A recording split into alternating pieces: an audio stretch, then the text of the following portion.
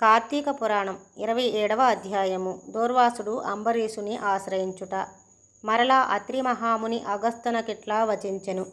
కుంభసంభవ, ఆ శ్రీహరి దూర్వాసుని ఎంతో ప్రేమతో చేరదీసి ఇంకనూ ఇట్లు చెప్పెను.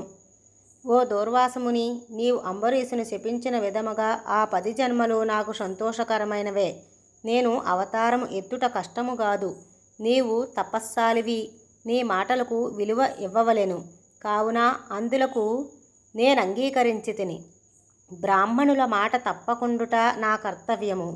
నీవు అంబరీషుని ఎంట భుజింపక వచ్చినందులకు అతడు చింతాక్రాంతుడై బ్రాహ్మణ పరివృతుడై ప్రయోపవేశమొనర్పనంచినాడు.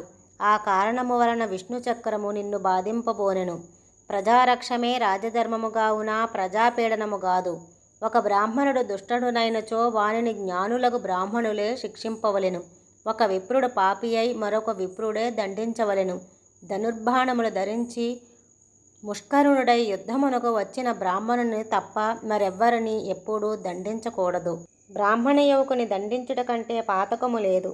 విప్రుని హింసించువాడును హింసింపచేయువాడును బ్రాహ్మణ హంతకులని న్యాయశాస్త్రములు ఘోషించుచున్నవి. బ్రాహ్మణుని సిగబెట్టి లాగినవాడును కాలితో తన్నినవాడును విప్రద్రవ్యమును హరించువాడును బ్రాహ్మణుని గ్రామము నుండి తరిమినవాడును విప్రపరిత్యాగమునరించినవాడును బ్రహ్మహంతకులే అగుదురు. కావున ఓ దూర్వాస మహర్షి, అంబరీషుడు నీ గురించి తపస్సాలియు విప్రోత్తముడును అగు దూర్వాసుడు నా మూలమున ప్రాణసంకటమునకు పొందుచున్నాడు. అయ్యో, నేను బ్రాహ్మణ హంతకుడునైతినే అని పరితాపము పొందుచున్నాడు. కాబట్టి నీవు వేగమే అంబరీషుని కాడ కేగుము. అందువలన మీ ఉభయములు శాంతి లభించును అని విష్ణువు దూర్వాసునకు నచ్చజెప్పి అంబరీషుని వద్దకి పంపెను.